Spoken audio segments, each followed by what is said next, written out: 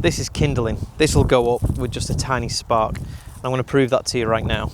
That there is deformed wing virus.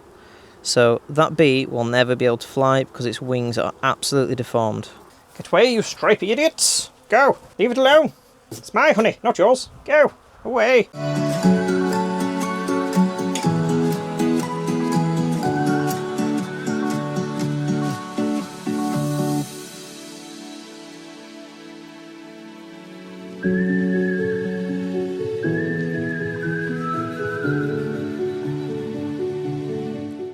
Hello everyone, this is Greg from Myst Honey. I tried to do a monthly video. I thought it would be smarter, I thought it would give me more time to actually spend time with the family and stuff like that on a night, and then I'd just be able to spend 1 week doing a monthly video. In essence it turned what weekly videos are, where it's like 4-hour recordings, which is about 6-7 hours of editing. Went from 4 hours of video recordings to 16, and I've been trying to hammer away at it. It's not gone well. It's not going well at all.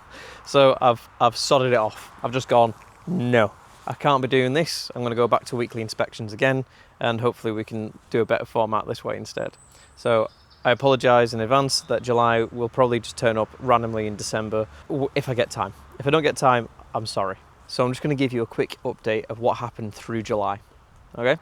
Out of the bought queens that I got a few months ago, the only ones to have survived are the mongrels, or the AMM bees. All the buckfast queens were let out and were allowed to lay up, and then they were killed off, and now a new queen has been produced in each of those colonies. 2 of those colonies actually died off. One was because wasps attacked it, and it was just too weak, couldn't defend it, and they just killed it. Everything died. It was completely nothing there apart from dead bodies. It was horrible. Another one just died off because they dwindled before the queen could be produced. She made a load of lovely brood, but they killed her off, and the queen cell that they produced still needed to emerge before all the bees just died out of old age. It's a shame, but it's just what happens sometimes when you're making nukes. That's why you've got to be careful when you buy queens, because sometimes if it's not the same breed, so I've got relatively mongrelly bees, it's very hard to make buckfast queens stick in those colonies. You have to do quite a lot of fidgeting, you have to keep a close eye on it, and I obviously didn't do that because my buckfast queens died. That's a problem of mine. But for now, I've got AMM bees. The aggressive hive that I've made a load of videos about, that has calmed down ridiculously since I added that new queen. It's a whole new colony. It's lovely to work with. I'll show you that as I go through this video, and you'll see the difference. It's incredible. I probably don't need this veil anymore, or these arm protectors or anything like that. The bees have calmed way down. It's brilliant. I sold a couple of nukes last month. In fact, I think I sold 3. There was an issue in the sense that one person who ordered nukes took the nuke home, and it turned out that they had bought a Langstroth hive compared to my national frame nukes. It meant that they didn't fit, and I had to give a refund. They had to bring it back. It's annoyance, but it's so easily done. This is one of those things where if you are buying equipment, you need to make sure that what you are getting is what you're going to be getting the bees on. So if you're going to get a Langstroth hive, look for someone who sells Langstroth nukes. There are quite a few sellers out there now, especially Manchester, Wales way. I know quite a few people there that are selling Langstroth nukes. Also be very careful as well. I've had quite a few people get in touch with me complaining about other people's nukes and they're wanting to get nukes from me. You need to be careful when you're buying a nuke. Make sure that when you get it home, open it up and look. If it looks weak at all or any sickness at all, get back in touch with them and either say a refund or replacement.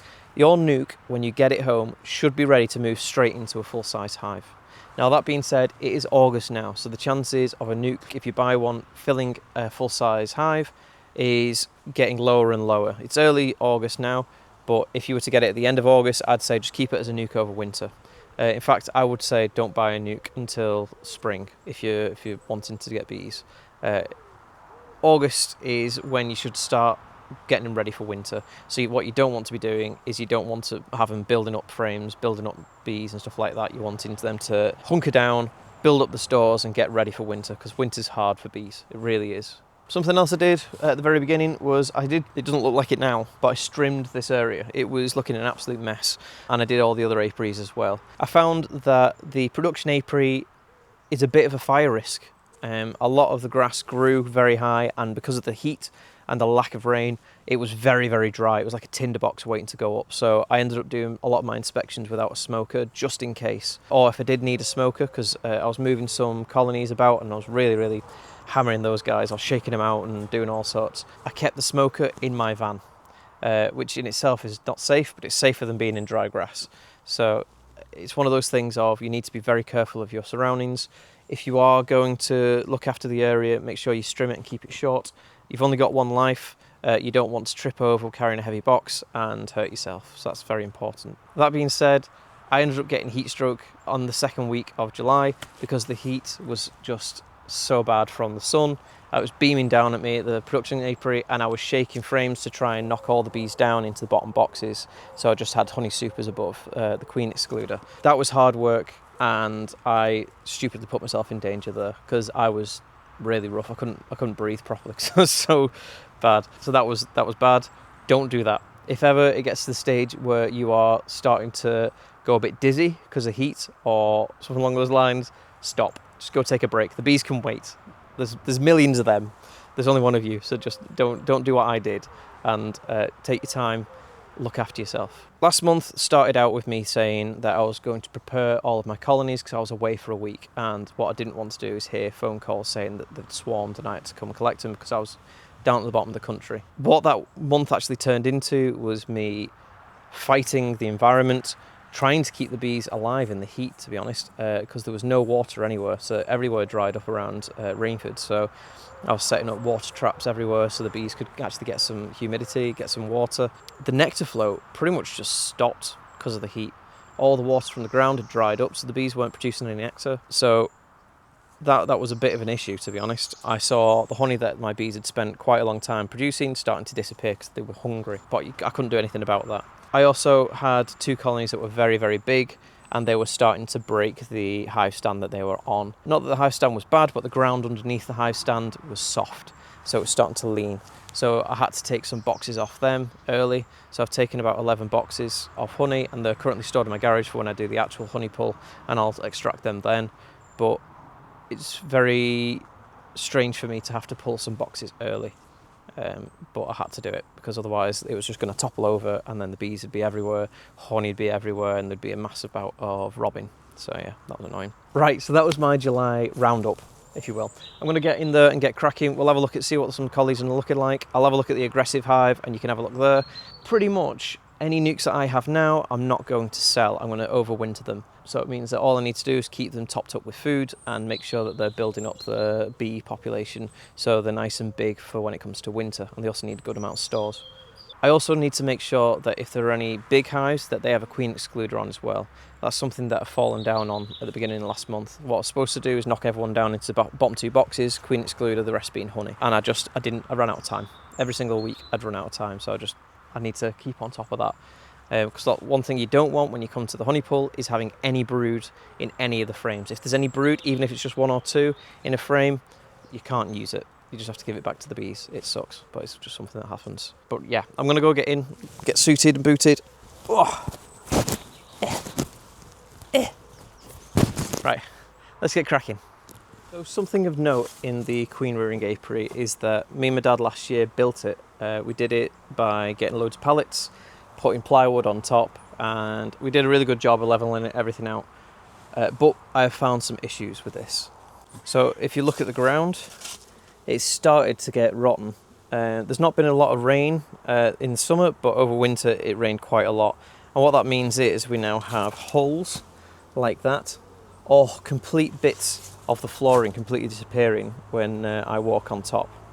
Another issue that we have, which you guys may be privy to from one of the other videos, is that the pallets are starting to collapse. They're starting to break apart, just rotting away. Last thing that I want to point out is that there is no water around this apiary really. It is a woodland, so it did keep the humidity in just because of the canopy, but there was no stream nearby really. I think there might be one over there, but it dried up. So I'm wanting to make sure I've got a good water source here for the bees. I found that very difficult last month because it involved lugging big buckets of water and sort of like throwing them in one of my bee feeders and stuff like that. So what I'm going to do in winter is move all these colonies out to one of my other apiaries, and then I think I'm going to pull up all this flooring, which sucks because it took a lot of work and took a lot of money as well. A lot of the screws and stuff like that cost money. And I'm going to do it proper. I'm going to use treated wood rather than cheap pallet wood, and I'm going to use some proper waterproof flooring. Not quite sure what I'm going to use yet. I don't even know if I'm going to do it myself or I might get some guys in, because it took me and my dad the whole of December, January and February. Bees were starting to come out when we'd finished, which is usually the wrong time when you're wanting to move hives. When bees are coming out and they're doing the poop runs and stuff like that, that's usually too late to move your hives, really. You want to make sure that they're still clustered up in a ball, because there's no fuss. They come out and it's a new place and they just don't know about it. So yeah, that's this winter's plan, I think. The hive stands could probably have a good fidgeting with as well, because I've got one or two that I've made myself, not the pallet ones, but these ones that are like long tracks. They are looking a bit seen into as well. I think because the humidity over winter here is quite high, it turns into like a proper quagmire of mud on the ground. That's the whole reason why we built this flooring. I think the humidity in the ground just rots everything from the ground up. So I think it's very important to rip everything up and just give it a good do. Anyway, that's my plan for winter. Let's see if that actually happens. Right, so this was originally the stingy hive, but I've stopped calling it that. These guys really sting me anymore. So that queen is gone, long gone, and the bees that are left are just normal bees. So I'm not going to call it the stingy hive anymore. But we'll have a look, see what they've got. So these boxes on here, the queen excluder is here. These boxes are pretty full of honey. Let's see if I can pull a frame out for you.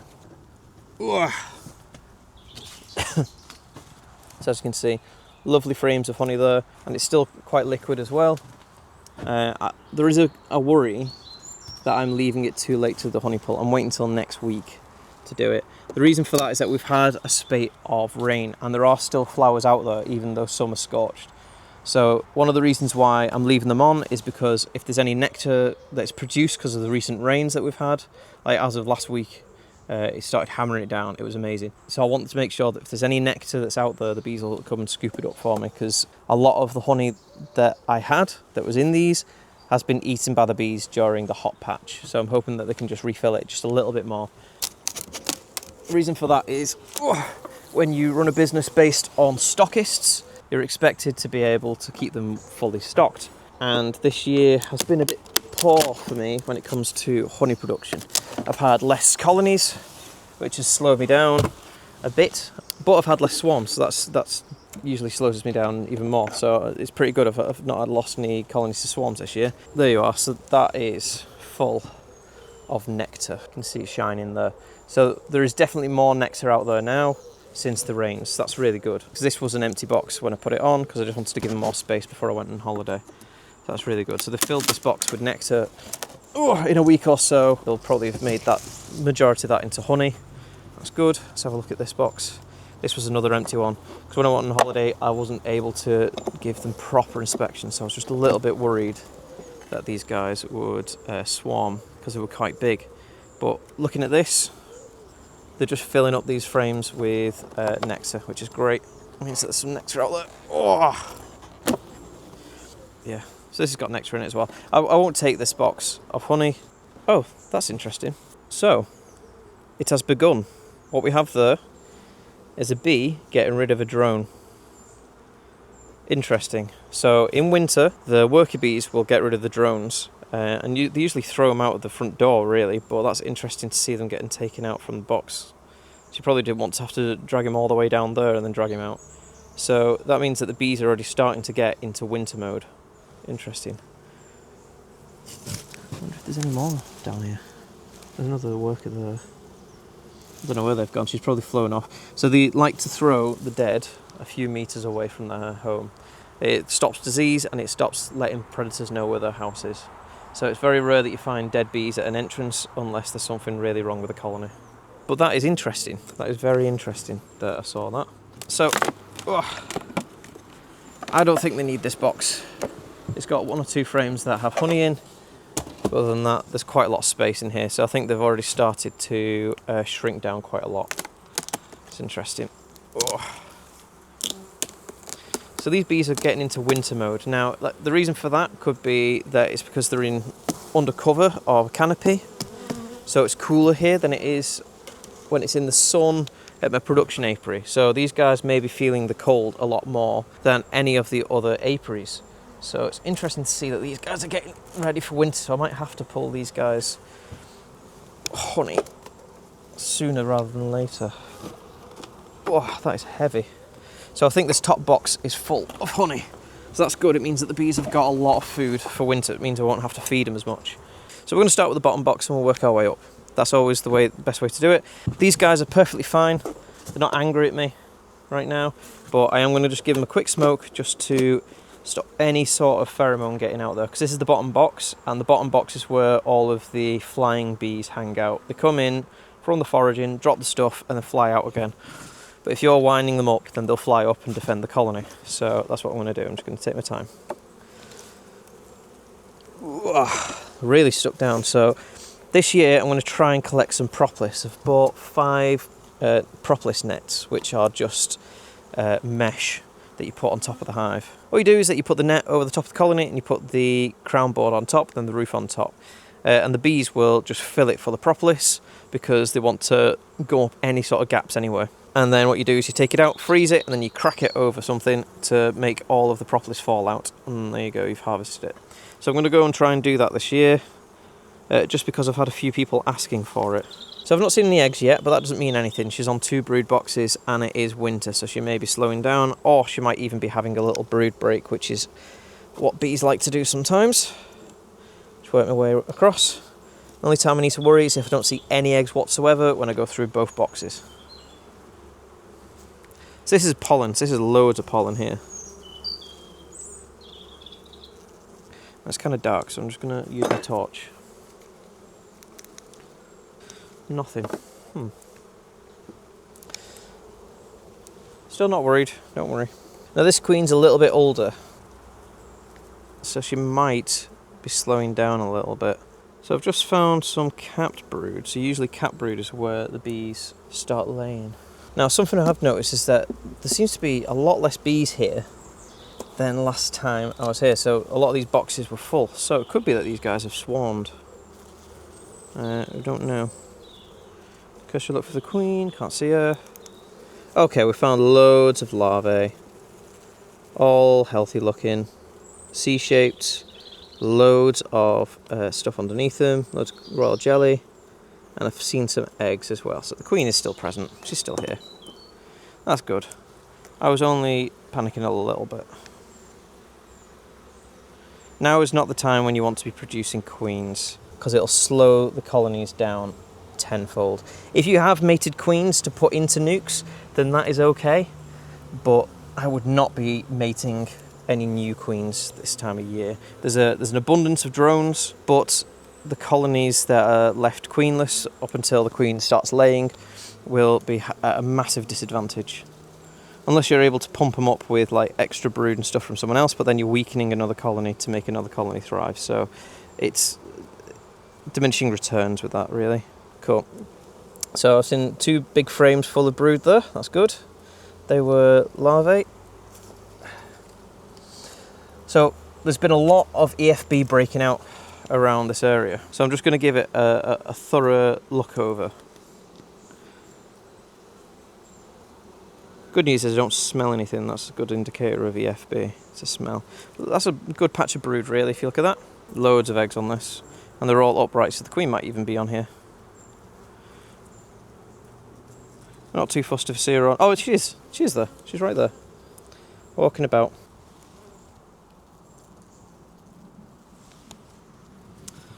Cool.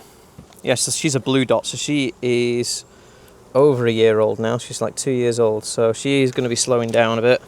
Next year, I will probably have to replace her, or she may even get superseded. There's another frame of lovely brood as well. So that's good. I'm happy with that. I'm going to close these guys up now. I've seen her. She looks healthy and happy.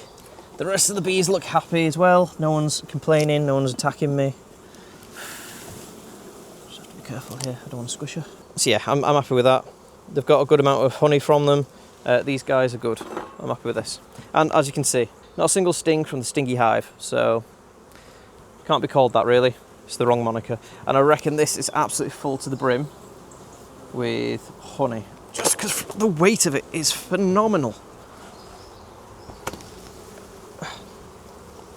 So I don't think these guys will need feeding really. I think they're pretty set for winter.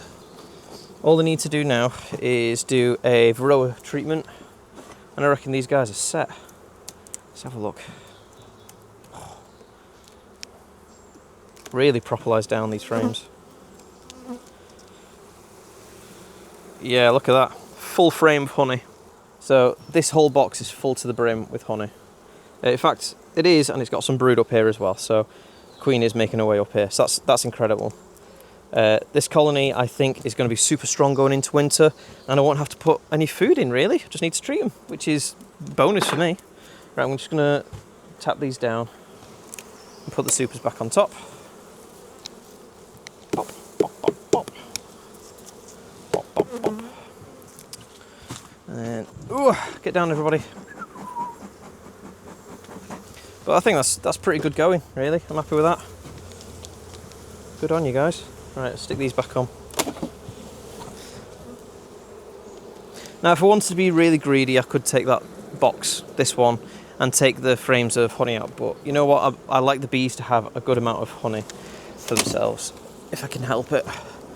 Generally, I only feed colonies that are just a little bit light. It depends on how the bees like to fill the brood boxes, because I always try and give them 2 brood boxes, if I can help it, depending if they're strong enough for it. Ooh. If they fill one full of honey, then that's perfect, so I don't have to feed them. If they don't, then I usually have to give them a bit of syrup, and I've started using inverted syrup, just because 1, it doesn't go off, and 2, usually comes pre-mixed, so all I need to do is just pour it into the feeders. Right, let's have a look. So this was a colony where I stole some brood and some bees from it to make up some nucs. I stupidly, though, also stole the queen. Now, I have an issue in the sense that I'm still unsure which nuke it was that I gave the queen to. So that's a bit annoying, really. I'll have to have a look when it comes to winter, because the older queens will probably overwinter more poorly than the brand new ones. So let's open this up. My job today is to just see if the new queen has started laying yet. If she has, that's fine, I'll close her up. They've got 1, 2, 3 boxes with honey in it, so, or rather, over the queen excluder. May not have that much honey in, I'm not sure. I'll have to see. Oh, that's quite heavy. Probably got some honey in. Oh, that's also heavy, that's good. Not expecting much from this one. This one was a pretty dirty box that I had them clean up. Oh, they started filling it with nectar, okay. God, it must have been really dirty. Look at that. They've taken it down to foundation. But they started drawing it out again, so that's pretty good. So something I noticed is that this one has lessened the number of bees inside it as well. So I wonder if, yeah, it is starting to point that way, that this apiary is possibly struggling when it comes to the weather. Maybe they just think it's starting to be winter already. Now, looking down here, this box only has 1, 2, 3, 4, 5, 6 seams of bees in it. Now, that's not super bad, because there's definitely bees in these boxes here. So it means if I shook them all down, it'd fill the majority of this box up. And if the queen has been out mating and has only just returned, then she needs to start laying. So this is what I mean. This is where the issue comes in. So I'm going to pull up some frames and we'll see if the queen is there. If not, when I do the honey pull, I might have to combine these bees with another colony. But we'll see. The queen might have just got back. Oh, it's quite a heavy frame. That's honey and nectar. It's very dark here, so I can't really see very well, so I need my torch. Oh, we've got eggs. There's eggs all in here. Okay. So when you've got eggs, what you want to see next is you want to see some larvae. Because sometimes when a queen has been out and she's been mating, all the young bees who find it easy to produce raw jelly, they all mature too much, and it means that they can't keep the larvae fed. Now looking here, we've got some capped brood, so that's good. I'll have a quick look at the capped brood. It's all healthy. We have got a couple of sunken cells here. Right, let's have a look at this in depth. So this isn't what a sunken cell super looks like, so let's move these bees out of the way, budge out of the way. So if you look here, the top of that cell there looks like it's been pushed in. Same as that one as well. Now that's not exactly what you expect from AFB, where you get sunken cell cappings, but I'm still going to check anyway. There's another one over here. So that could just be as I've lifted up the frame, I've just pushed it in. But what you do is toothpick test. This isn't always the be all end all, by the way. You still need to check if you think there's a problem with AFB. So you stick it in. Ooh, helps if you get a stronger stick. There you go, stronger stick.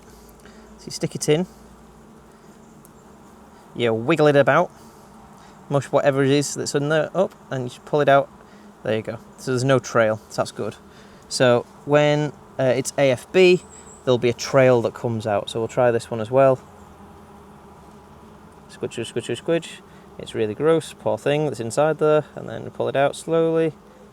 And no trail, cool. So it's unlikely to be AFB, it's probably just the bees forming the cappings weird, or it's probably I've nudged it as I've pulled the frame out and squished the cell tops in slightly. Nothing to worry about though, and the larvae still looks lovely C-shaped. You can see all of the segments.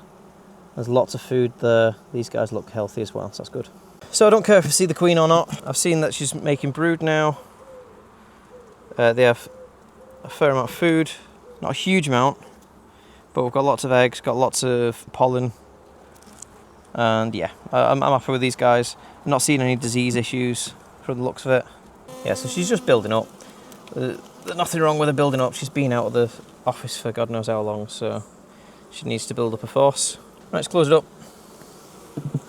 They've done well. So I will need to feed these guys just because they do have some food, but it's not enough to make it through winter. You need about 15 kilograms of syrup or honey to make it through winter in the UK, or at least around where I am. They can sometimes get away with 10 kilograms, but you have to put fondant on top as well. What you don't want to do is overfeed your colony. If you give them, say, 20, 25 kilograms of syrup, they will not eat it, and then you can mar your honey when it comes to collecting it later on in the season. These two colonies here had a brand new queen. These were both buckfast queens, so these are the two where the queen died. I've not seen whether the new queen has come back mated yet, so I'm just going to have a quick look now. This one was on its last limb, so I'll have a quick look, see if there's bees. Yeah, so there's still some bees in here. I'm not sure that will make it through winter, but we'll see.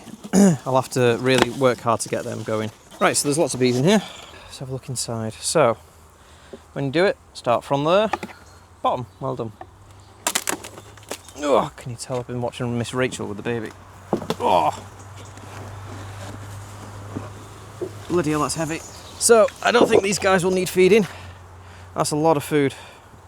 We do have a slug in here though, so I think there may be an issue with humidity. Now, these bees are a bit more jumpy. As you can see, they're flying to my hand. They've not stung me or anything. What that means for me is that I just need to just give them a bit of a smoke to get rid of that alarm pheromone. So, when you're doing this, it's also good to just look down, so you can see down the cells sometimes. And I can see, I think, some cap brood there. So I'm going to start there, because if there's cap brood, hopefully that means that there's other stuff as well. Yeah, so we've got a lovely frame. You can see the cap brood there, and then here will be eggs. So the queen will be around here somewhere, laying up in the middle as these emerge. So that's really good pattern. That's great. Let's have a quick look, make sure the eggs are there.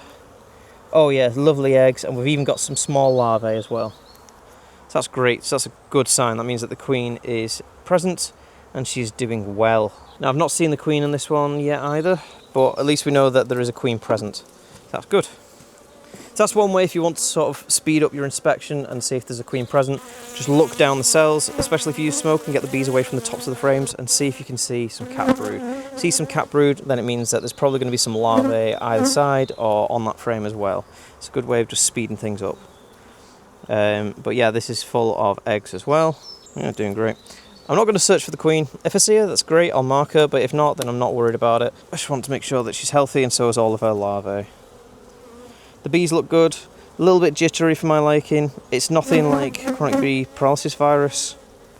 So if you look at one of my videos, you'll see the bees there, and the proper like shaking like that while they're trying to walk.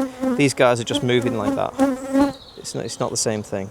Sometimes you just get jittery bugs. I wonder if jittery bugs have like a lisp when they're doing the waggle dance. Another patch of brood with some honey on it. Lovely. Yeah. And the larvae looks healthy, it all looks good. The brood looks really good as well. If you look, there's only a couple of holes there, that's fine.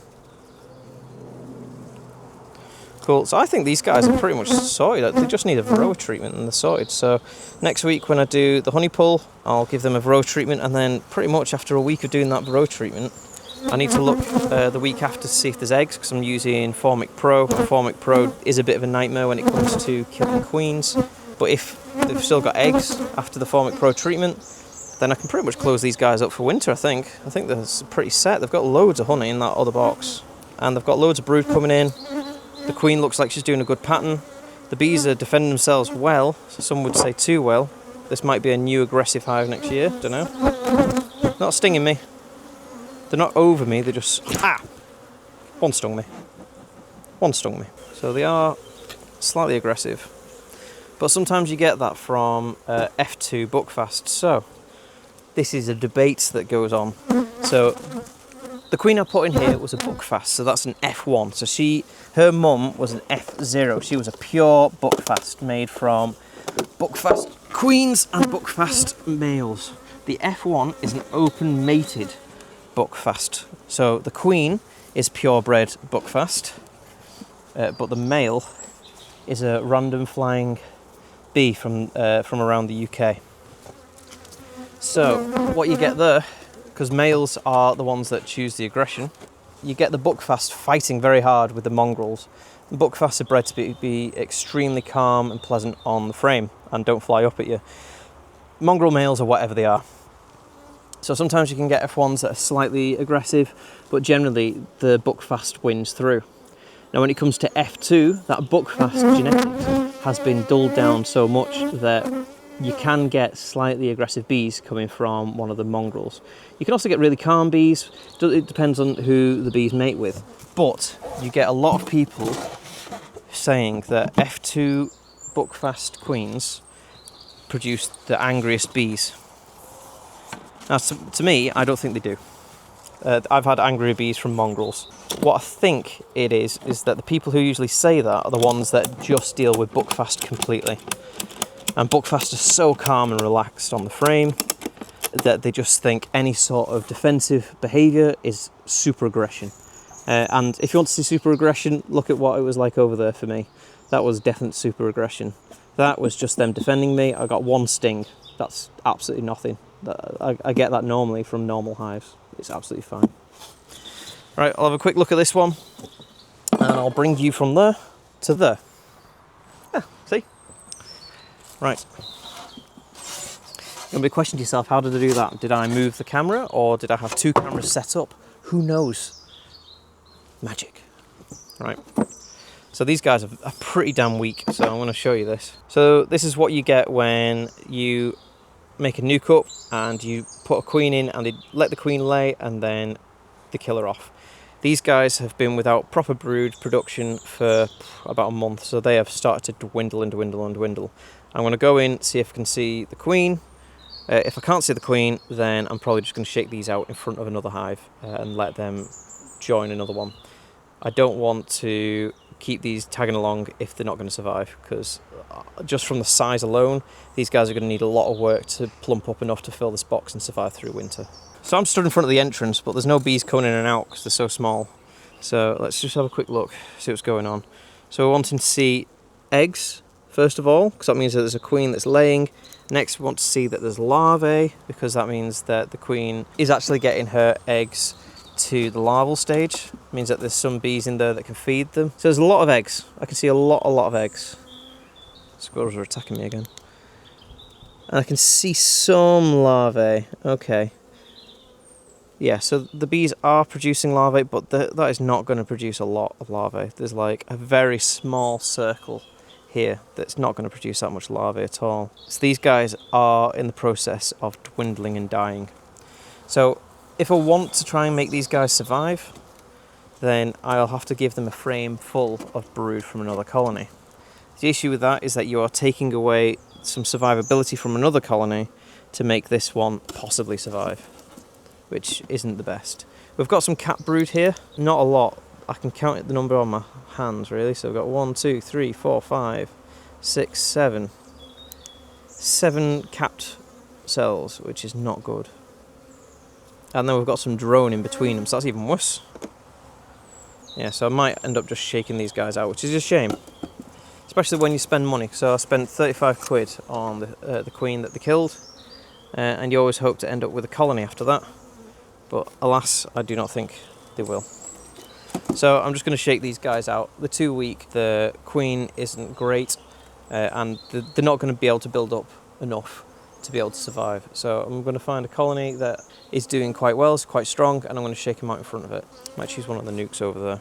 Let's see if I can do any more camera magic. Ready, steady. Might work? Let's see if it works. That's probably going to look terrible on the actual Right, anyway, so got this nuc here. This was one of my queens that I produced. Oh, these bees are jam-packed, so they're really strong, as you can see. They are getting ready for winter. They're still cleaning up this top box though, so I'm just going to smoke them down a bit so you can have a quick look. But they're doing quite well, these guys. Watch out. And the queen is doing really well as well. So I'm going to overwinter these guys like this. Look at that for a frame of brood. Beautiful. So these guys are doing really well. This is what I'm wanting to see when it comes to winter nucs. These guys should be absolutely brilliant when it comes to wintering. So what I'm going to do is I'm just going to shake those small amount of bees out here. The flying ones will go back there and they'll try and find where they're going, try and find their old home. Probably won't find it, and then we'll have to work their way into somewhere else. The other bees that can't fly, which is going to be quite few actually, will just work their way up that there. That is a broken bit of a bellow super, because I dropped it by accident and it shattered. So I need to figure out how to fix that at some point. Try and keep it on the ramp, make it a bit easier for them. In fact, I might move it a bit closer.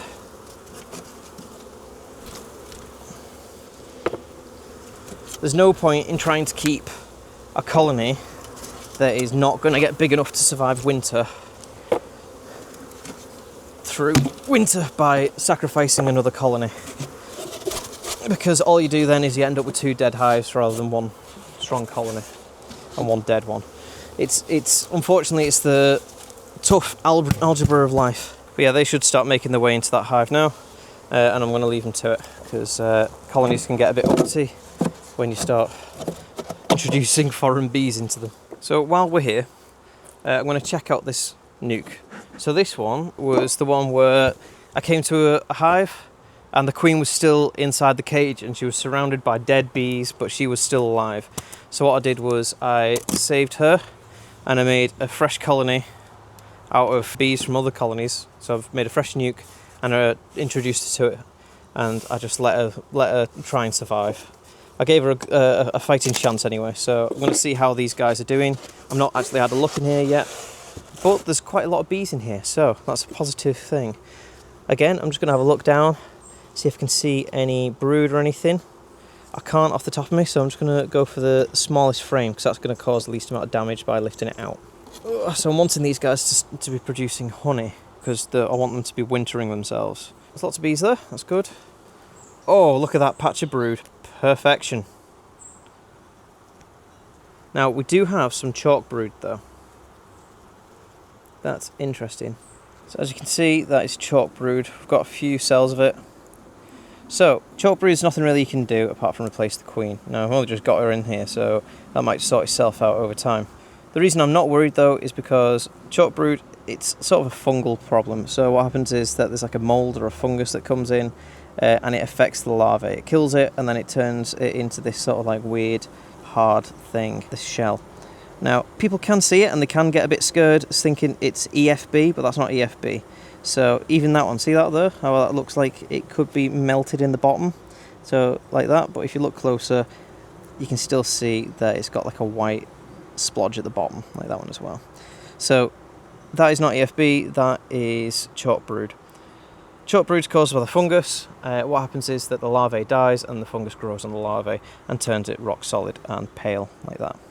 It's very easy to notice when you zoom out. You can see the stark white across the brown. Again, it's not a problem. It's not a huge problem, especially if you're in a very humid place like this. So if you look, all of this wood is green because it's so humid in this area normally. So you do see a lot of chalk brood when it gets humid. What you need to do is increase the ventilation if you can. You can't really do that with these nucs. Or you can replace the queen, but it's too late in the season to do that. So I'm just going to leave it and see how it works out at the beginning of next year. But the good news is that she's out and she's laying. And we have lovely larvae, look at that, segmented, C-shaped, beautifully white. And we have some lovely eggs as well. So yeah, this is a good frame. May have a bit of problem on it, but it's a good frame overall. Oh, because curiosity kills that cat. And I'm a cat. Let's have a look. That's another frame of brood, and that's beautiful. Again, we've seen a couple cells of chalk brood. It isn't like the end of the world if you see it. Don't worry about it. It is just a bit annoying, really. The bees will get rid of it themselves, or if you want to get rid of it, you can do.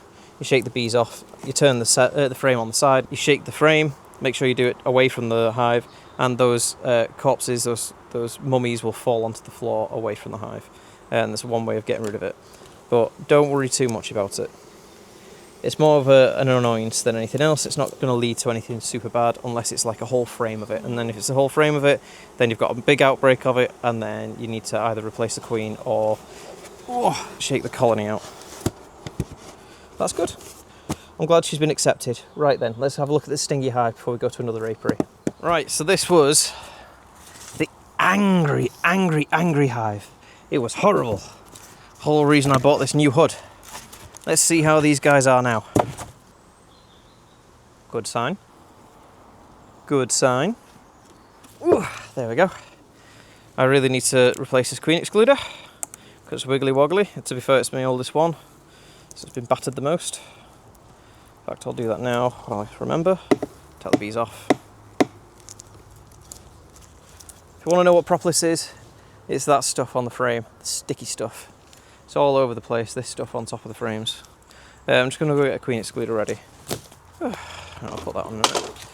Okay, so wanting to see lovely larvae, and we're going to open it up and have a good fidget, really annoy these bees, see if they get at me. So I'll replace this with an AMM queen. So that's full of nectar there. I don't know if you can see that, shiny where you are. That is nectar. So the bees are collecting nectar and storing it in this box. That's good. They should be ready to winterize themselves by the end of this month. So let's have a look. Yeah, nectar again. Nectar again. Yeah, so these are frames full of, in fact, that was heavy enough that it could have been honey, to be honest. Same again. So I'm not seeing any eggs yet, but they could just be turning this top box into a honey super. So let's move down. My fingers are covered in propolis. I'm going to have to change my gloves. Here we are. This is the big problem. So this is where the flying bees came at me and attacked me. Now, as you can see, there's no bees on my veil. Completely clear. This is incredible. Good on you, kids. Right, let's open this up. Okay. So we're wanting to see some lovely brood somewhere. Let's go a bit further in. So I've got some brood there in the corner. Some more cat brood there. Where's my torch gone? It's on the other side. Loads of eggs. Lots and lots of eggs in here. So the queen is still present, so that's good. Can we see any larvae? So if we find some larvae, and we're finding some more chalk brood, it could be that there is an issue in this part of the apiary. Now I'm finding some larvae there. Some young larvae right in the centre. Can't see the queen. There's loads of larvae on this frame as well. Brilliant. All looks healthy. Out of the way. But the biggest win of all of this is that I'm not getting attacked. Huzzah. The bees look happy and healthy.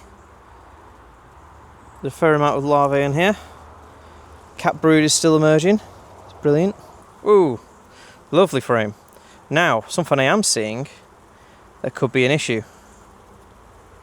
Let's have a look. First of all, check for the queen. So, we have some white lines right here, working all the way around over here. What are these? So, if I think it's right, what it is, this here is wax moth. So I'm just gonna mess around.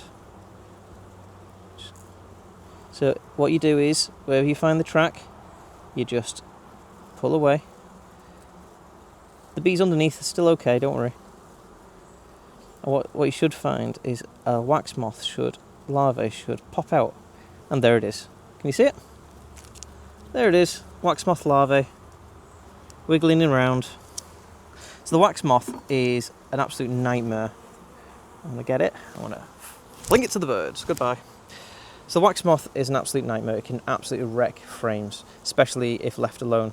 So the fact that I found that, and it wiggled its way out and it tried to get away, means that this has a bit of an issue with wax moth.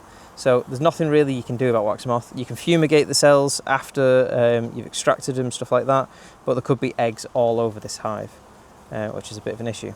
Don't worry about these larvae, these will be capped again. They're absolutely fine. The wax moth doesn't really touch them, it just eats around them.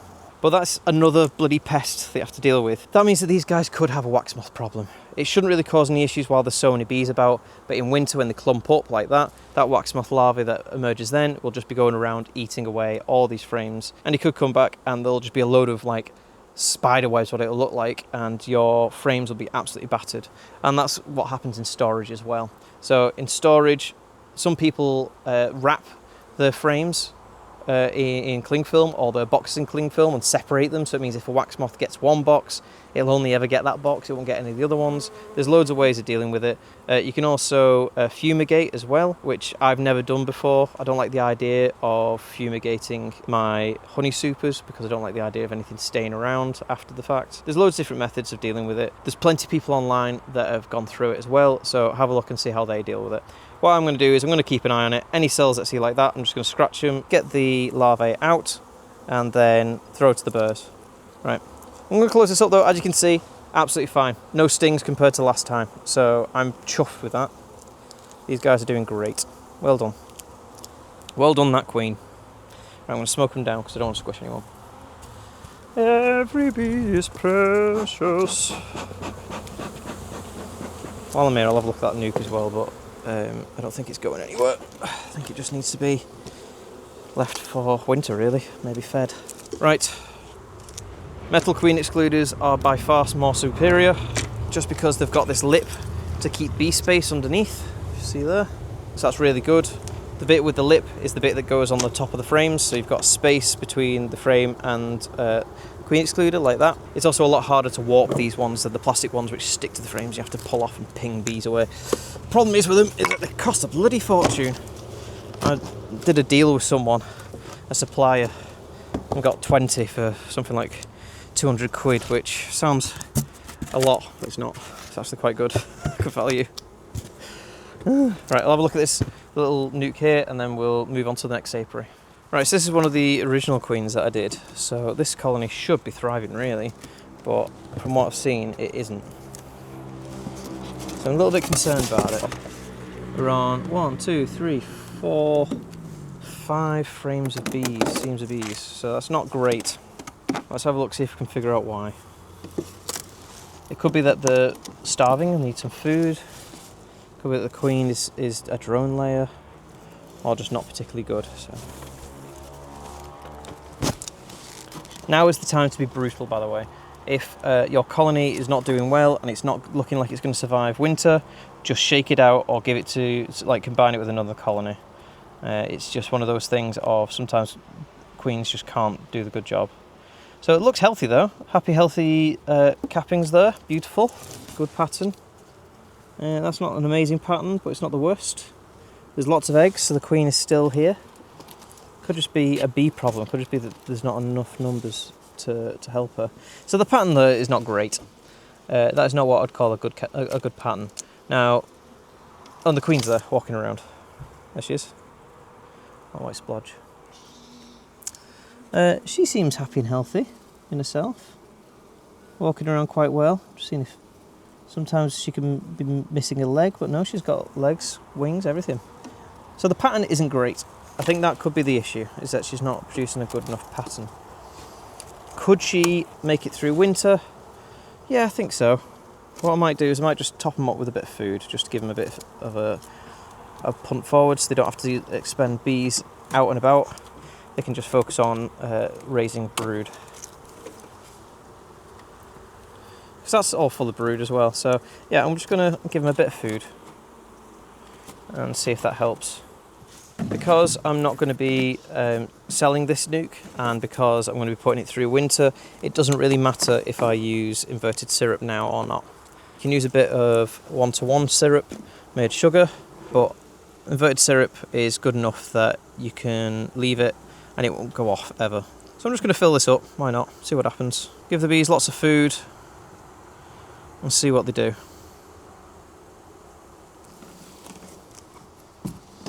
So I don't know if you can see, but there is a stick here that the bees use to stand on. It floats to the surface and the bees stand on that, and then they get the syrup and then they run down again. It does reduce the amount of bee death in here, but I would probably prefer something that would actually cover the whole area and just be like a floating mesh. But it's just the way it is, unfortunately. I'm just going to let them know that the syrup is here, and then they should start at it pretty soon. But I think that's the issue. I think they just need a bit of food to focus on other things. But we'll see. If they don't, then I'll have to combine them with someone else. But I think they just need someone to give them a bit of a break. Right, let's go to the other apiaries and see what's going on over there. So in my intro I said that this place had turned into a bit of a tinderbox with the wildflower meadow. And as you can see, here it is.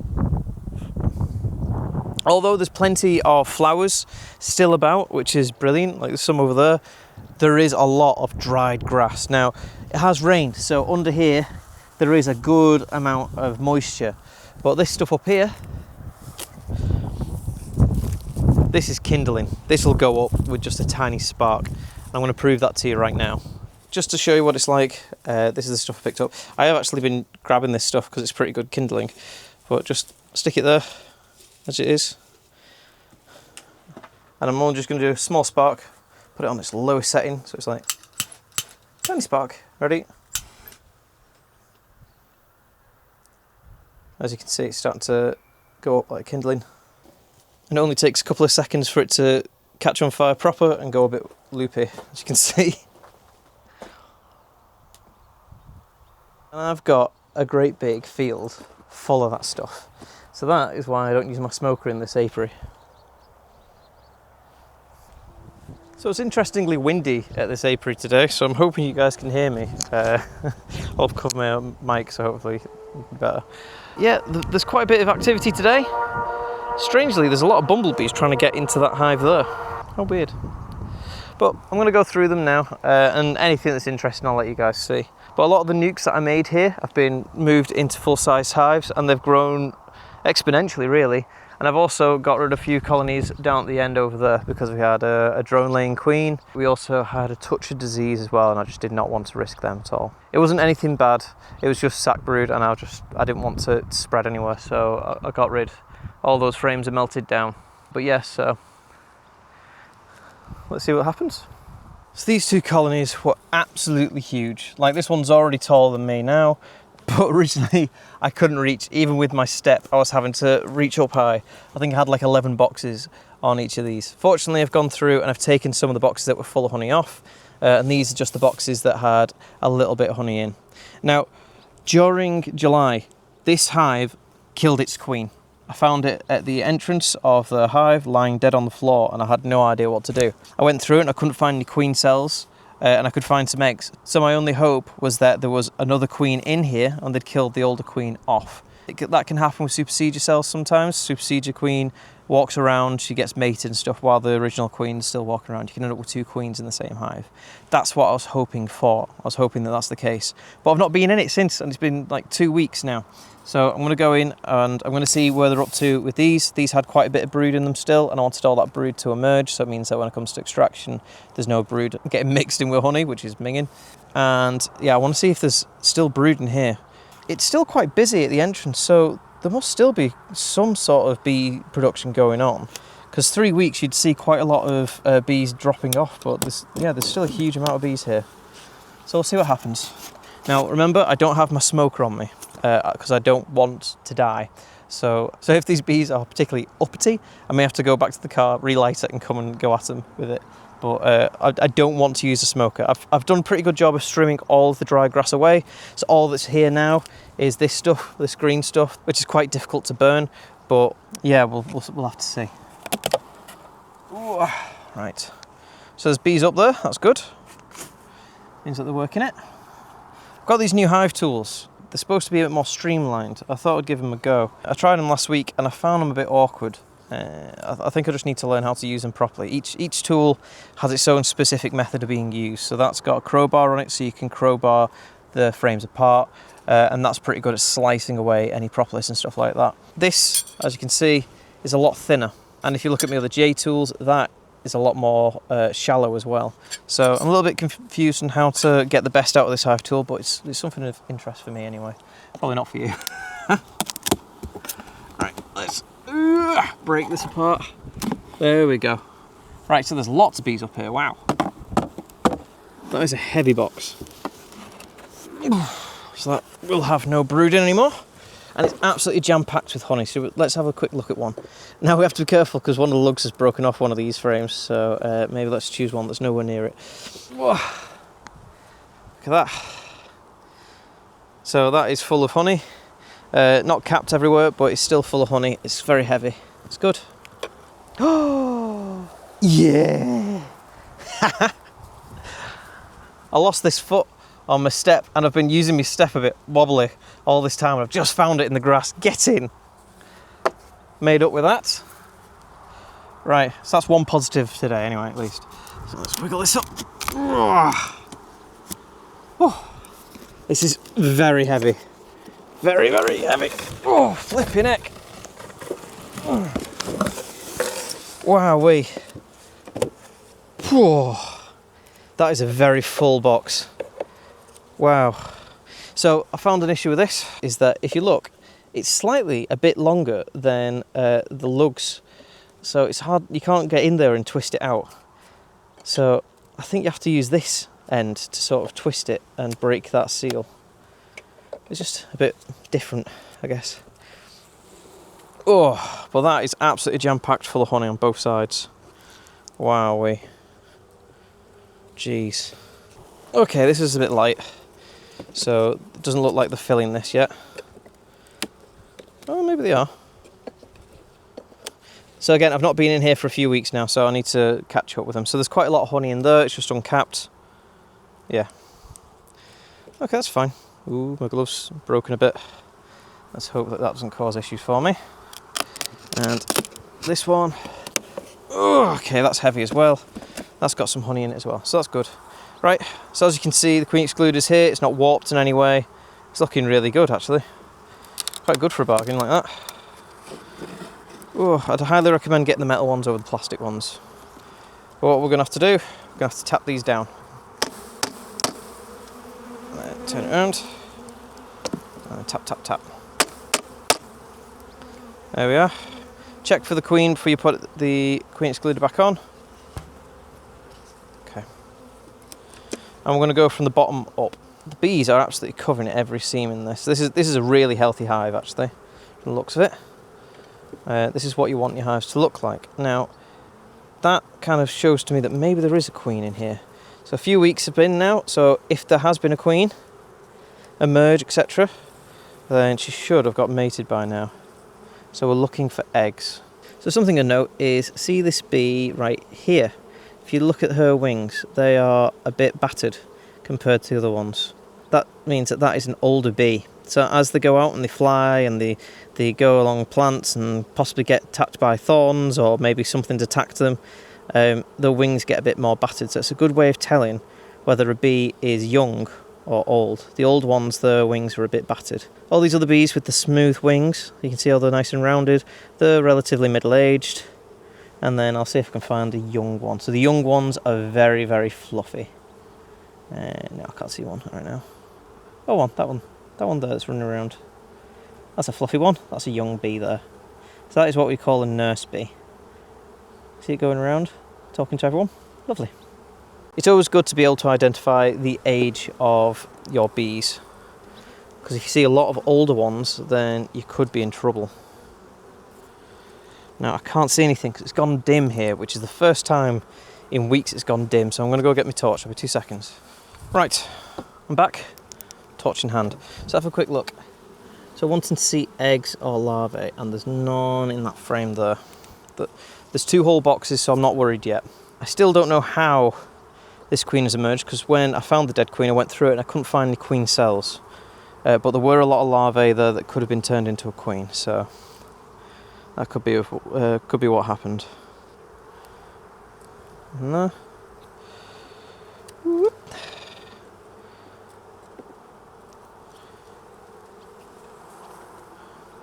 So we've got some capped brood here. That shouldn't be here if there isn't a queen. So that's positive.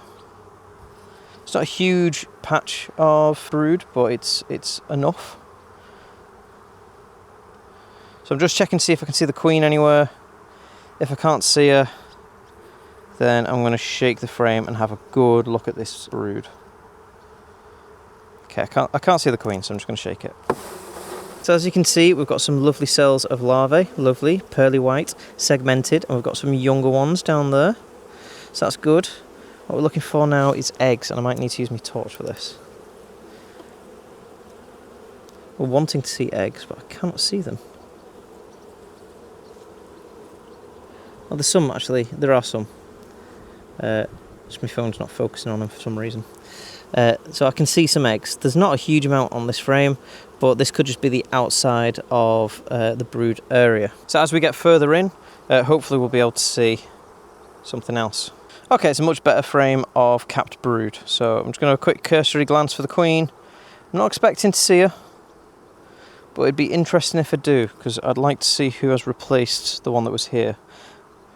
Right, I found something else instead. That there, excuse me, watch out. That there is deformed wing virus. So that bee will never be able to fly because its wings are absolutely deformed. That is a massive sign of a Varroa issue. So that is a virus passed on by Varroa. So they go into the cells of the larvae.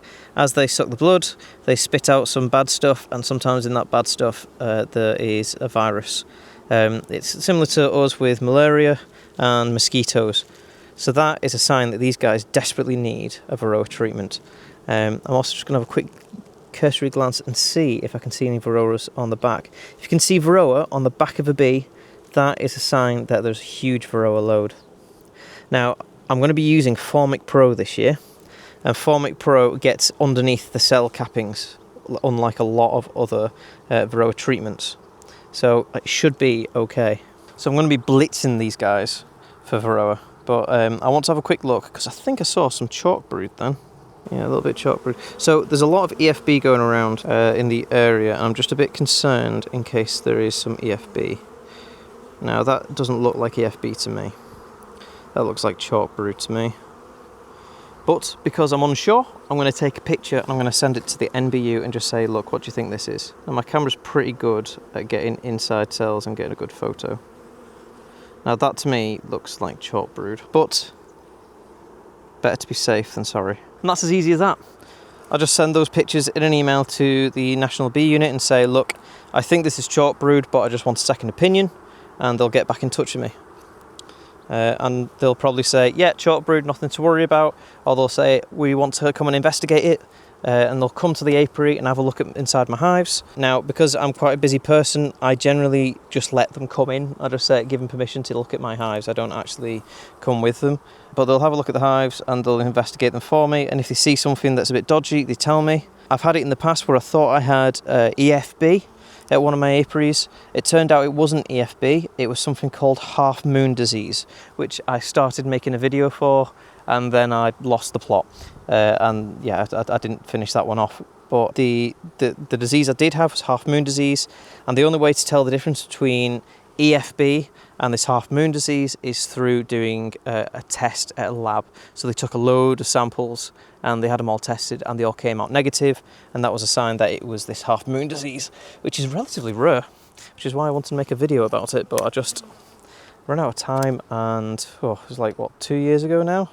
I think that's a bit out of date, so don't know, we'll have to see. If you guys want me to rehash that video, then I'll have to go and find all the stuff for it and then redo it, but just let me know in the comments and I'll try and do it. So I've only seen those 2 frames of brood so far. I've not seen the queen yet. It's okay though.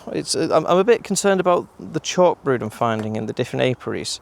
Generally it's just 1 or 2 colonies that get it, but I've seen it in a few now, which is a little bit worrying. So chalk brood, there's nothing really you can do about it, but it can cause a problem when it comes to winter, because winter is very humid and cold, especially around us in the Merseyside.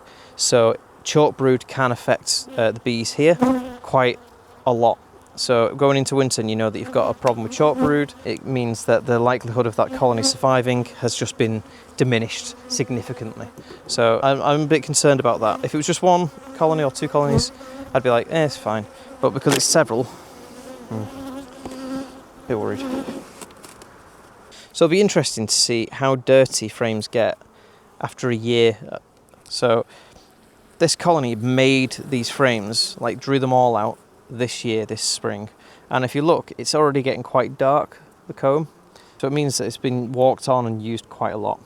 Whereas if you look at some of the frames in there, which have also been made this year, they're very light, and that's because the honey frames, and once they're filled, the bees kind of avoid them as best they can. Whereas this has got a lot of brood on it, so the bees are trying the best to get around and get to all the brood as best they can. Again, I'm not expecting to see the queen, I'm just having a quick look, checking what's going on.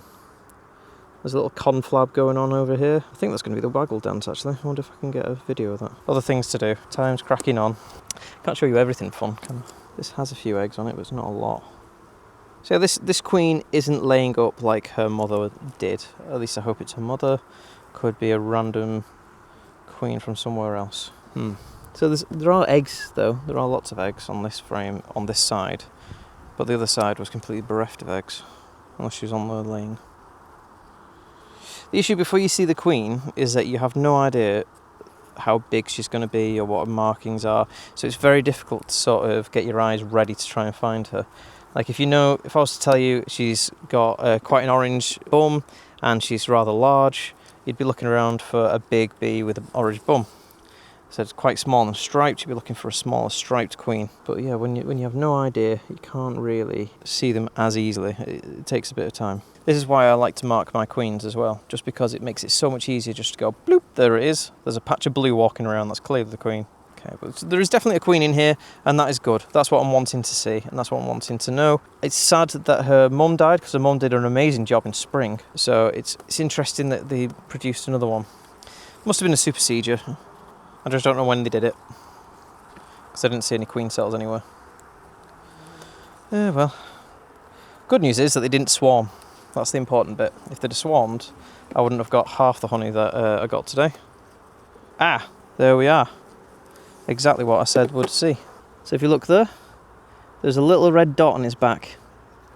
That there is a phoretic mite, a Varroa mite, that is hanging on the back of that bee and waiting for it to fly somewhere else or waiting for it to get to some other brood.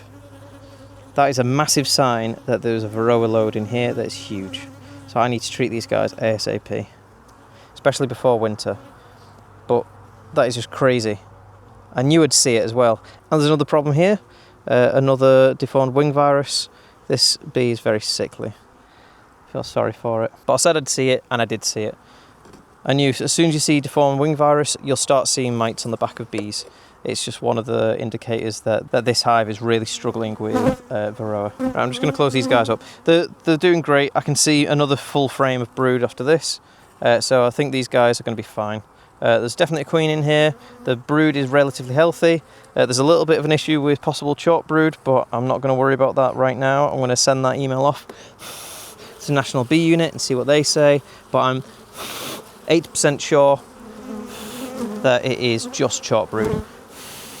And then what we can do is maybe next week I'll go over things you can do to slow chalk brood down. If you are having an issue with it, like I am. For now, these guys are absolutely fine. Right. Good news about this, having these queen excluders having a bee space, is that you don't have to smoke all the bees down. You just have to sort of like nudge them away from the edge a bit. So, scoopity scoop, scoopity scoop, scoopity scoop, scoopity scoop, like that. And then lo and behold, no squashes, no squishes. And it means that I don't have to use my smoker. Right, plonk this on. Right, so these guys are fine. I need to get these boxes off as quick as I can, and I need to get them treated for Varroa as quick as I can as well. That's what I've got from this. If it's like this on this hive, it's more than likely going to be like that with a lot of the other hives as well. Oh, God. Oh, this is such a heavy box. Oh. Jesus. But I'm glad I went in there because I've not been able to get in for the past few weeks, and I was getting really worried that they were queenless and it was going to be causing all sorts of trouble, especially because queenless hives can get robbed out by stronger hives. And this one was literally next door to a really strong hive. So yeah, I'm glad that it's okay. I know what I need to do now. Varroa treatment next week. Job done. Let's have a look at the others. Right, so this one has been combined and combined and combined. I had queenless colonies, I had drone layers, I had all sorts of things. So I pretty much just combined it into one big colony, took the queens out, combined it into one big colony. Something of note is that it does not have a queen excluder anywhere. So that's really annoying because it means that all of this is now probably filled with brood. So what I'm gonna have to do is I'm gonna have to sort through this like I've done with the other big ones over there, put a queen excluder on and then put boxes on top. Unless I have a full box of honey, then I'll just take that home because if I'm shaking bees off anyway, that's all that matters. So we'll have a quick look. So there are bees coming in and out, and there are bees in the roof, so that's a good sign. Got the queen excluder here in case I need it. Let's go back to the old faithful crowbar. So I'm not expecting a lot of honey off these guys because they weren't particularly strong. As I said, the reason the boxes are on is just because I was combining them and shoving all the bees in. So I'll have a quick look. This box looks relatively empty, to be honest. Got anything in it? It's got bees in it, but they're just working on the comb, not really doing a right lot. It's fine. What are you guys doing? This looks like it's got honey in it, actually, which is not what I wanted. Brood box is full of honey, weighing a literal ton. So I just need to make sure there's some brood. Come on. Looks like there's some moisture that's got in here from the rain, and it's made the frame swell a little bit. Now that's full frame of honey, and that is very heavy. So that's the issue with Abello hives that I've found, is that they have this hard plastic right there, and it doesn't always make a very good seal. Sometimes, like, you get propolis, so if you look here, the bees have propolised along the edge to block up those gaps, but sometimes moisture still gets through. So the propolis is good in dry spots, but if it's already wet, the bees can't really propolise it very well. So if you look here, it's not a huge amount of propolis there, and that is how water gets in. Another thing is that it also lets water sit in the lugs as well. They have added some little channels on the edge, so if water does get in, it sort of pours down the outside of the hive, but it's not very good. Instead of it being like that, it should be a hole that is drilled diagonally down from the centre of where the lugs are into the actual hive body, and then what that means is that the water would pour through that channel. Chances are bees would also fill it up with propolis and stop it from working sometimes, but I think it'd be a much better improvement. Or like for them to make a gully in it as well, for the water to sit in, just to get it away from these lugs. Especially with national lugs as well, because national hives have such large lugs that when they start to get really rotten, because they get so humid, they will snap off, and it's a bloody nightmare. You can't put too much strain on these lugs. Like, people think it's really good because you get a good grip whenever you're doing this sort of stuff, but it is a bit of a nightmare sometimes. You can see the propolis pouring off this. So I'm going to go from the bottom up, and then I'm just going to start shaking frames into the bottom box. Oh, that is so heavy. That is ridiculously heavy. Oh my God. Now, that could all change, because if I find the queen in one of these boxes, then I don't need to bother. I just stick the queen excluder on, job done. But it's something that I need to look into anyway. So this here was a box of foundation. See how the bees are doing. Watch out, girls. Because I was going away, I wanted to give them something to do, and they've started drawing it out quite well. And it's filled with honey as well. That's pretty good. That side's got some capped honey. Not the whole box is drawn out though. So if I go over here to the next door, there is just foundation there. Yeah, and one after that as well.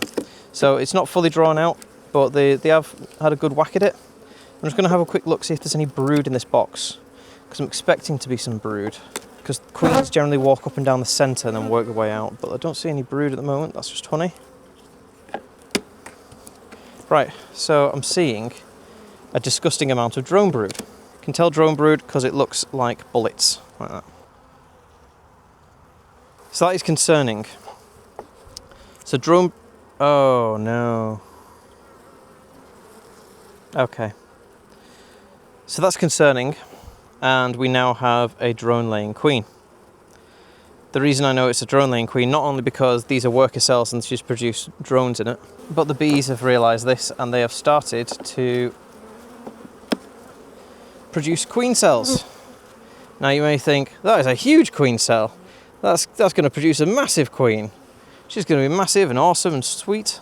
But in reality, what has happened is that if there was a larvae there, it's dropped. And it's dropped again, and the bees keep building the wax around it. So the larvae's probably around here, and it started up there. So that will not be a good queen, unfortunately. But that means that this colony is probably going to be queenless very soon. And it's certainly on its way to death. There's another queen cell back here, and that is a drone. So if you look here, this was a queen cell. It was vertical like that, and I've opened it up, and inside that is a drone. You can tell because its eyes are humongous. So drone laying queens can't produce new queens. All they can do is produce drones. So the bees may have wanted this larvae to turn into a queen, may have fed it up to become a queen, but that is 100% a drone, sadly. So this colony is doomed. So annoyingly, what I'm going to have to do is shake all the bees out and have them go into that one instead. Or find a colony that's strong enough to deal with this many bees. Because there are quite a lot of workers here. But this is a bit of an issue that I've been having on this site, is that a lot of these bees, these queens that I'm getting here, are turning into drone layers, which is very strange. I've never had so many turn into a drone layer mid-season. Now, they are all queens around the same age, and they were produced by me during a very, very rainy year. So it could just be that all the queens are starting to become drone laying because they've run out of sperm from that year when it was probably particularly terrible mating. But yeah, so I'm going to have to shake this out. Let's check this hive over here and see what they look like. We'll shake these bees out. I'll take the box that is full of honey, and I'll possibly give them the box that has some nectar and stuff like that in it. What a shame. The good news is that I've not seen any eggs, so the chances are that that queen has been seen off when the bees thought that they had a queen cell ready. So have a look at that hive over there, and then we'll see. Drone laying queens doing absolutely nothing. Right, so this here was a nuke that I expanded into a full-size hive. It looks like it has expanded quite well. The bees look relatively happy and healthy. I'll have a quick look through. This was mostly foundation, so see if they've drawn any out. That's not drawn out. Now, if this one doesn't have a queen, oh god, I don't know what I'm going to do. I have to choose one of the ones over there. So that is a lovely frame of capped brood. Perfect. That is exactly what I want to see. As is that side as well. Amazing. Oh, good. That's some good news. What I might do is, if the queen is not there in that one, I'm going to combine them. But what I need to do is remove all the queen cells. So it's a mix-up, really. I don't know whether to combine them, which means using a bit of newspaper and a queen excluder, and I don't have any queen excluders on me, so it could be a bit interesting. Oh, I do. I've got one queen excluder, actually. I could do that. Or shake them out in front of the hive, and then the bees choose who they want to have. So that there is the queen. She's got a lovely black back, and she's got a lovely blue dot as well. So that queen is 2 years old. So she's well versed in being queen. Right. Because I took her out of one of the nukes over there because they were trying to swarm. So, close it up. Okay, so what I'm going to do is... What I'm going to do? That is a good question. I think I'm going to go through that hive again, see if I can find queen cells. If I can't see queen cells, I'm just going to combine them. And we'll just see what happens. I'm also going to get my fork as well, and any drone brood that I see, I'm just going to scrape out and take it back down to foundation, because I don't want this colony thinking that their queen is a drone layer, which can happen. Right, so let's do that. I'm going to get some newspaper. Right, so I've got some newspaper. So what you do is you lie the newspaper on top of the frames. Doesn't matter which side has the queen in and which side doesn't have the queen in. So I'm going to do that. Then I'm going to lay this over the top. Be spaced down, remember. I'm going to match it up. So what I've done there is I've created a barrier between the two sets of boxes, the ones below and the ones above. But the bees can't see each other, they can't smell each other, they can't do anything, they can't get through each other. That means that these guys would live happily away from each other, any issues whatsoever, and they would never see each other because this thin barrier would stop them from smelling each other. We want them to combine, so what we're going to do is we're going to give them space to smell each other. Now bees can tear through paper like there's no tomorrow. So what we're going to do is just make some little holes here and there. The uncapping fork is pretty good for it. Just like little slices here and there. It just means the bees can come and sniff each other, and they've got some place to grasp the paper. So sometimes I'll come back and all the paper will be gone apart from this stuff here. So there you are. Right, so what I'm going to do is I'm going to transfer that box on top of here, and we're going to go through and we're going to get rid of any drone brood, and we're going to shake all the bees off the frames and get rid of any queen cells as well, so they are completely queenless. So this can be a bit upsetting for the bees, having their home shifted back.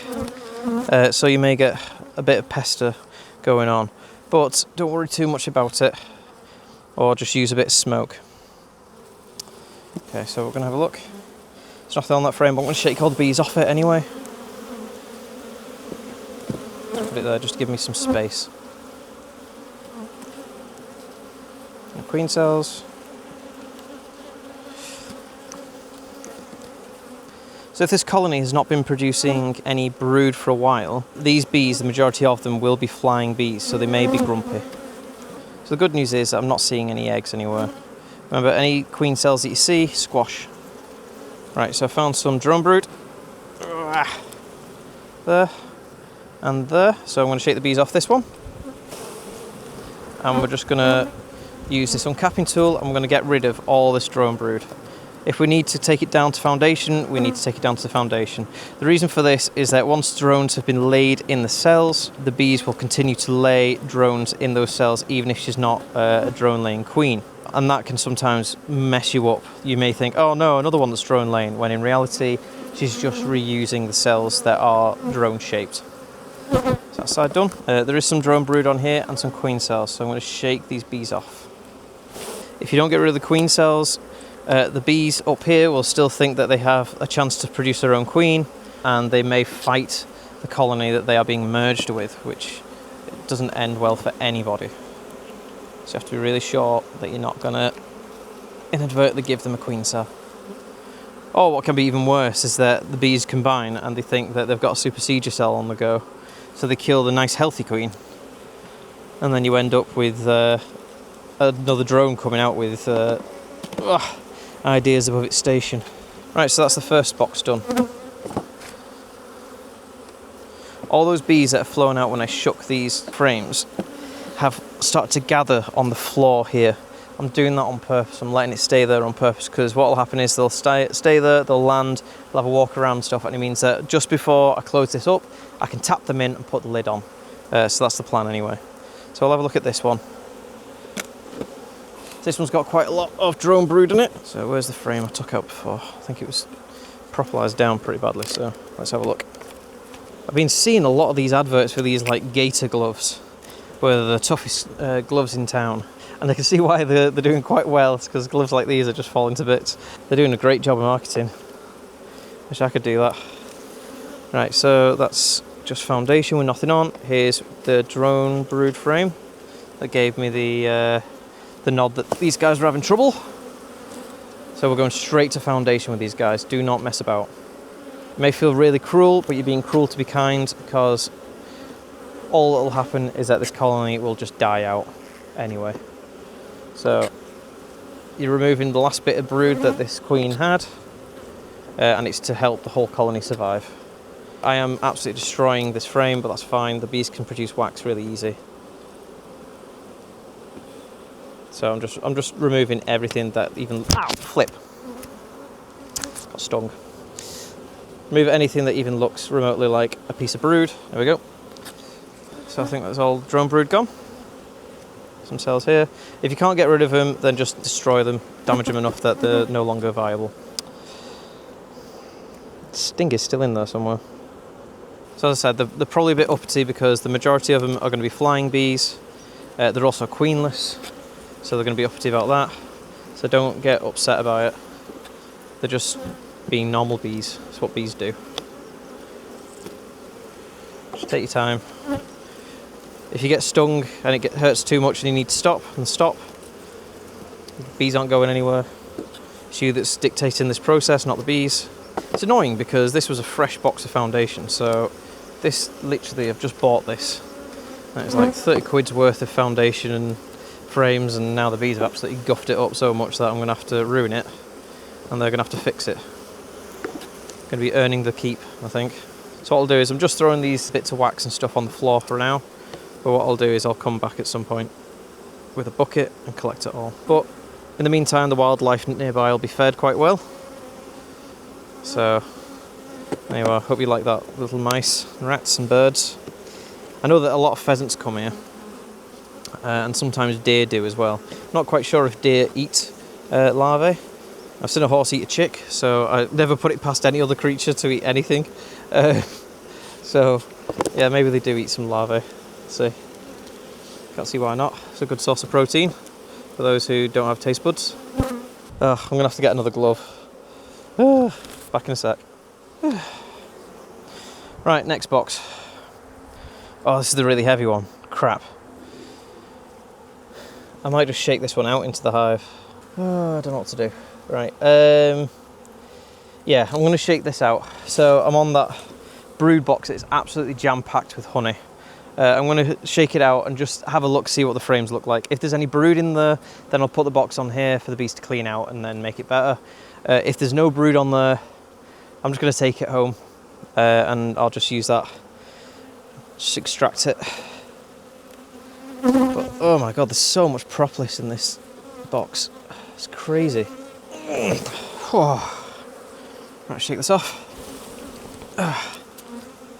I'm going to move these frames over here so it's well away from any bees. Last thing I want him to do is rob it out. Oh, that's a heavy frame.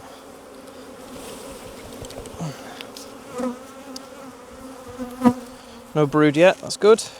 Now, if it's not, say you're combining colonies and they don't have drone laying queen, that's absolutely fine to leave brooding with them. Just make sure there's no queen cells. If you find any queen cells, then they'll have trouble integrating with each other. Oh, last 4 frames. Let's see if the bees really want to screw me over. A bit of drone brood there. That's annoying. Let's see if I can clear it out myself. That's interesting. A Varroa just crawled out of one of those cells. Right. So I've scooped out there's only 3 capped larvae then. I've not checked the other side actually, that's a fair point. Okay, so there was 3 capped larvae and I've scooped everything out from around it, including the honey, everything. We do have some queen cups on here, but no brood, so that's good. There we go. Right, there we go. So now we're going to tap the bees out of this box. I'm going to take this box and put it in my van. So here we have the last box. Now I don't think they're actually using this box for anything, but given the space that they had and the space they've got now, I'd quite like to give them a bit more. So I'm going to go through, get rid of any drone brood, and then we're done with this hive. Just put a lid on, tap the rest of the bees in. That's got a bit of honey in it actually. A bit more honey, some capped, that's fine. Every little helps. And that's got a bit of honey in randomly. Okay, cool. Squidge. Right, so now what I need to do is I need to transfer the bees that are on the outside of this box that are really confused and lost because they don't know where their home is, because I've literally just put it on top of this one. I need to transfer them into this box, and as you can see there's a lot of bees flying about. So what I'm going to do is I'm going to leave this floor here just for a couple of minutes, and what I'm going to do is I'm going to scoop up the ones that are along the side here and confused and just drop them into this box. and I'll put a crown board on top just to hold them in there while I get the others ready. So let's put this crown board on. I thought I'd just bring you around here to get a better look. So the roof that's going to go on this is here, so I'm going to try and scoop the bees into that roof. There is a way of doing this that'll collect the bees a lot easier, and you need a water spray. So what you do, if you spray them with water, bees can't fly when they've got wet wings. So all you do is you spray them all with water so they can't fly, and then you scoop them into like a bucket or something, and it's a good way of shaking them in. So I'm going to go after these guys last, because right now we've got 1 and 2 here that have bees in. So I'll try, open this up, tap, close. Now there is an entrance there. I'm just going to close that there like that, make it a bit harder for them to see. Next port call is that one, so I'm going to get these guys as best I can. I'm going to brush them onto the floor, and I'm going to turn the floor upside down and knock them into the roof. So let's put these back down here. Use this because these guys are getting a bit uppity. Now these are flying bees, that's why they're all here. So they may just fly off as soon as you touch them. That's fine, don't worry about it. Right, let's put that down here. Ready? 1, 2, 3, up. And down. So you're not going to get them all. There's going to be bees that are going to be here, and they're going to look like a swarm. They're not a swarm, but it's what it's going to look like. Right, the next port call is to get these ones on the side. Now you don't really have to do anything with these ones, you just scoop them into the thing and then put the lid on. Just brush them off. If you're scared of getting stung, use your fingernails. Bees can't sting through fingernails. Now there is another thing that you can do if you really want to, but it might make things more difficult. You can open up one of these as an entrance. So as the bees are flying around, they can deal with things that are within 3 foot. So the entrance was here. So 1, 2, 3, they could easily find this box. And you will see them. You'll see them that they're all starting to rest on this box. Like, oh, this is home.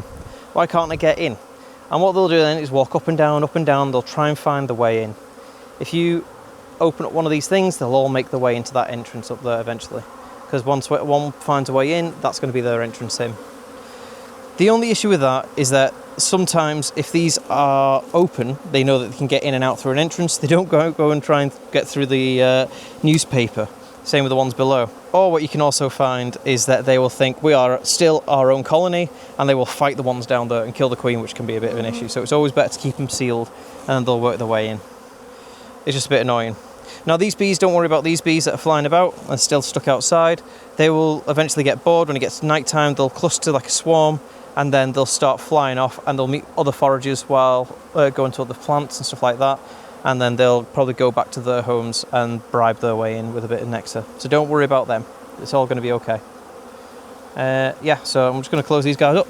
A bit of combining, not what I was expecting today, but every day is a new day, and bees don't read books. They never read bloody books, I'll tell you that much. And make sure, when you do finish it, doing what you're doing, you move everything well away from where they are. So I'm going to move this entrance and stuff over here. I'd say I'm done here. Get away, you stripy idiots! Go! Leave it alone! It's my honey, not yours. Go! Away! I don't like it if you swing nearby. Let's hope this is good content. So as you can see, this time of year now, when the flow is starting to die off, I just got stung. Ow! Thank you. What was I saying? Oh yeah. As the flow is starting to die off, the bees will become more aggressive when it comes to honey. They will want to rob honey from you. They'll want to rob honey from each other. And it's not just the bees. You'll get wasps, you'll get hornets, you'll get mice even. You'll get rats and rabbits, all sorts. Badgers, they're a bloody nightmare. Hate them. Well, I don't hate them actually, I quite like badgers. With a little snuffly nose. Anyway, love badgers. But as you can see, things will want your honey. So it's a good idea that when it gets to a certain time of the season, like I'm going to wait till the second weekend in August. That is very late for me. I usually try and do it end of July, but I was on holiday, so I couldn't do it. I should have really done it today, but then I didn't have it in me, to be honest. I'm knackered, so yeah. But I'm going to do it next weekend anyway. But the longer you leave it, the more chance that some colony that is bigger then your colony will go in there and steal everything. They'll kill everything and steal everything. It's what wasps do, and it's a bloody nightmare, especially when it comes to nucs as well. Really, really hate it. I'm going to attempt to take my hood off, although there are still a lot of bees flying around trying to get to that honey. I've just been stung. This is probably not a good idea, is it? Thank you so much for watching this video. I'm really sorry that I haven't posted a July one. I was trying to get it done, honestly. I was trying my best to get it done, but 16 hours of footage to edit down into an hour and a half, I don't think it can be done. It's a lot of footage, and a lot was being lost, and it would have just not made any sense for you guys, which is really annoying. I'll probably try and get it done in December if I can, when I've got a bit more free time. I say that, if I get a bit more free time, and then you'll be able to see what happened. But other than that, you'll just have to deal with my intro today. Sorry. If you enjoyed this video, please hit subscribe and possibly hit like if you liked it. It means other people will find my videos a bit easier if the more people that like them, so that's really cool. If you have any questions whatsoever, or any sort of critiques or comments, or maybe you just want to say, Greg, you've got great teeth today, or have you lost a bit of weight? Yes, I have. Thank you very much for asking. If you want to ask anything like that in the comments, please throw it out there. I'm always happy to answer back. I'm always happy to converse with you. Always happy to argue with you if that's what you want. Other than that though, I hope you have an amazing time. I hope your season has been fantastic. I hope you've produced more honey than me. I'll see you guys next week. Bye bye.